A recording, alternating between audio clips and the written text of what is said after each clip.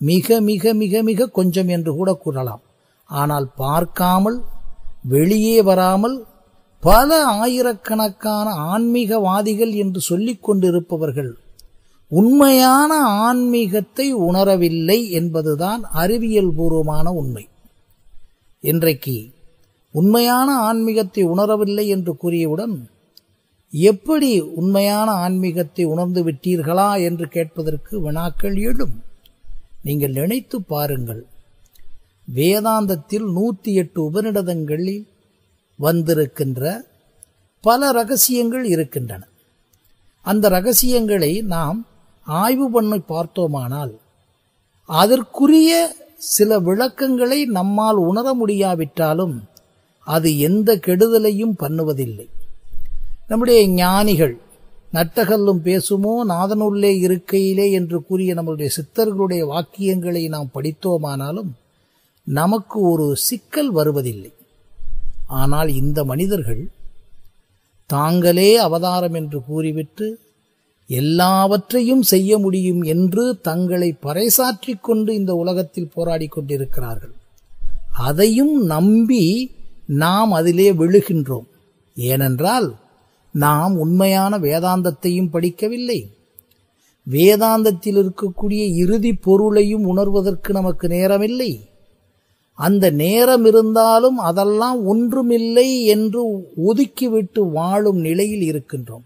அந்த நிலையில் இருப்பவர்களுக்கு நான் ஏற்கனவே கூறியது போன்று அந்த எண்ணங்களை, அதாவது correct input, correct computation, correct output, எண்ணங்களை சரியாக உள்வாங்கும் முறையையும் அந்த உள்வாங்கிய முறை நமது மூளையிலே சரியாக காம்புடேஷன் ஆகின்ற முறையையும் அதற்கு பிறகு அதிலிருந்து வெளியே வருகின்ற முறையையும் உணர்ந்து கொண்டோமானால் ஓரளவுக்கு நம்பிக்கை என்றோ மூட நம்பிக்கையோ என்றோ நாம் மாட்டிக்கொள்ளாமல் கொஞ்சம் விலகிக் கொள்ளலாம் என்பதற்காகத்தான் பல்வேறு விஷயங்களை உணர்ந்த விஷயங்களை இப்பொழுது உங்களோடு பகிர்ந்து கொள்கின்றேன். அதாவது நம்மளுடைய வாழ்க்கையினுடைய எல்லா ரகசியமும் எண்ணங்கள் தான். இந்த எண்ணங்களை அழித்து விட்டால், நீங்கள் எல்லா வேதாந்தத்தையும் எல்லாவற்றையும் எடுத்துக்கொண்டீர்களானால் எண்ணங்கள் எப்போதெல்லாம் குறைகின்றதோ அப்போதெல்லாம் உங்களுக்கு அமைதி வரும், ஆரோக்கியம் வரும் என்பதைத்தான் நாம் கேள்விப்பட்டிருக்கிறோம். அது தியானமாக இருக்கட்டும், தியானத்திலும் எண்ணம் குறைக்கும் நிலைதான் இருக்கிறது. அது ஆழ்நிலை தியானமாக இருக்கட்டும், அதிலும் எண்ணம் குறைக்கும் நிலைதான் இருக்கிறது. இப்படி ஒவ்வொன்றாக எடுத்துக்கொண்டே போனீர்களானால் கிரியா யோகமாக இருக்கட்டும், இவர்கள் கூறியிருக்கின்ற அத்தனை ஆன்மீக விஷயங்களிலும் ஒரே ஒரு விஷயம்தான், எண்ணங்களை எப்படி குறைப்பது. அதற்கு இவர்கள் தியான முறைகளை வைத்திருக்கிறார்கள், பல்வேறு ஆன்மீக முறைகளை வைத்திருக்கிறார்கள், பல ஆயிரக்கணக்கான டெக்னிக்ஸ் வைத்திருக்கிறார்கள்.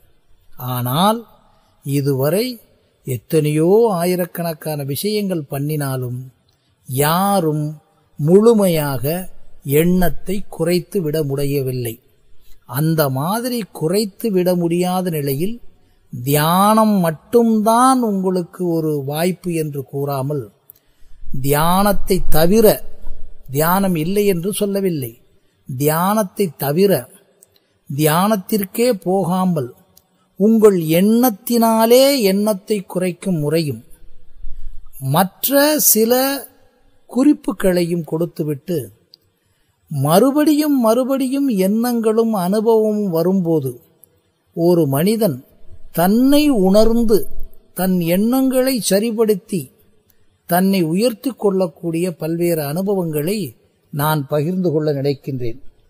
முதலிலே எண்ணத்தை எப்படி, அதாவது நமக்கு ஏற்படுகின்ற அனாவசியமான எண்ணங்களாக இருக்கட்டும், அவசியமான எண்ணங்களாக இருக்கட்டும், முறையான எண்ணங்களாக, இவைகளையெல்லாம் சரி பண்ணினால் ஒரு மனிதனுக்கு எப்படி உண்மை அமைதி ஏற்படுகிறது, உண்மையான இயல்பான ஆனந்தம் ஏற்படுகிறது, அதன் மூலம் இயற்கையான எப்படி ஒரு ஆரோக்கியம் ஏற்படுகிறது என்பதை சில குறிப்புகளோடு பார்ப்போம். அதாவது ஒரு மனிதன் அவன் அவனாகவே இருந்தாலே எண்ணம் தானாக குறைய ஆரம்பிக்கும். எண்ணத்தை எண்ணத்தால் எரித்தால் அவனுக்கு எண்ணம் குறைந்துவிடும். அவனுடைய செயலையே தியானமாக்கினால் எண்ணம் குறைந்துவிடும். எண்ணத்தை செயலால் எரித்தால் எண்ணம் குறைந்துவிடும். மற்றவர்களை மற்றவர்களாக இருக்கவிட்டால் எண்ணம் குறைந்துவிடும். ஒப்பிடுதலற்ற, அதாவது கம்பேரிசன் இல்லாமல் ஒருவரை பார்த்து இன்ஸ்பிரேஷன் ஆனால் எண்ணம் குறைந்துவிடும். ஒன்றை கேட்கும் போதோ பார்க்கும் போதோ உள்வாங்கும் போதோ எதுவும் மற்ற உள்வாங்கினால், அதாவது அப்சர்வேஷன் வித்தவுட் பிரிடாமினேஷன் என்ற முறையிலே நாம் உள்வாங்கினால் எண்ணம் குறைந்துவிடும். இயற்கையான உணவில் வாழ்ந்தால் எண்ணம் குறைந்துவிடும். அதைப்போன்று நமக்கு ஏற்படக்கூடிய ஆணவம் எப்போதெல்லாம் ஏற்படுகிறது என்பதை அறிந்து ஆணவத்தை குறைத்து கொண்டால், அதாவது ஃபால்ஸ் ஈகோவை குறைத்து கொண்டால் எண்ணம் குறைந்துவிடும். இயற்கையான உணவில், ஒவ்வொருவருக்கும் உரிய இயற்கையான உணவில் வாழ்ந்தால் எண்ணம் குறைந்துவிடும். இயற்கையோடும் இயல்போடும் இயங்க கற்றுக்கொண்டால் எண்ணம் குறைந்துவிடும். எல்லாவற்றையும் ஒன்றென கருதும் நிலைக்கு வந்தால், இது கொஞ்சம் கடுமையாக இருந்தாலும் கூட அந்த நிலைக்குள் நாம் உணர முற்பட்டால் எண்ணம் குறைந்துவிடும். எல்லாவற்றையும் இறுதியில் ஒன்றுமே இல்லை, இருந்தாலும் வாழும் வரை முறையாக வாழ வேண்டும் என்ற உணர்வோடு வாழ்ந்தால் எண்ணம் குறைந்துவிடும். இப்பொழுது பாருங்கள், எண்ணத்தை குறைப்பதற்காக நீங்கள் தியானத்திற்கு போனாலும் மற்ற எத்தனை ஆன்மீக விஷயங்களுக்கு போனாலும் எண்ணத்தை எளிமையாக குறைத்து விட முடியாது. ஏனென்றால் ஒவ்வொரு மனிதனும் தனித்தனியானவர்கள். ஒரு மனிதனுக்கு இருக்கக்கூடிய எண்ணம் இன்னொரு மனிதனுக்கு இருக்காது.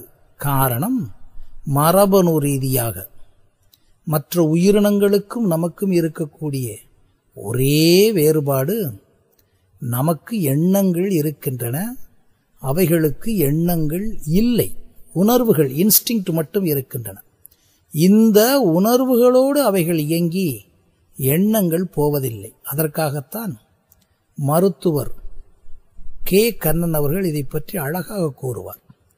ஒரு குரங்கிற்கோ அல்லது ஒரு உயிரினமான ஏதாவது ஒரு உயிரினத்திற்கோ நாம் ஒன்றை கற்றுக் கொடுத்தால் அவை இன்னொரு அதை சார்ந்த ஒரு குழுவுக்கு கற்றுக் கொடுக்க முடியாது. ஏனென்றால் அவைகளுக்கு மூளையில் தான் கற்ற ஒன்றை இன்னொருவருக்கு பயிற்சி அளிக்கும் தன்மை இல்லை. ஆனால் மனிதனுக்கு இருக்கக்கூடிய, அது இயற்கையின் விளிம்பு, இயற்கை உருவாக்கிய ஒரு பெரிய முனைப்பு.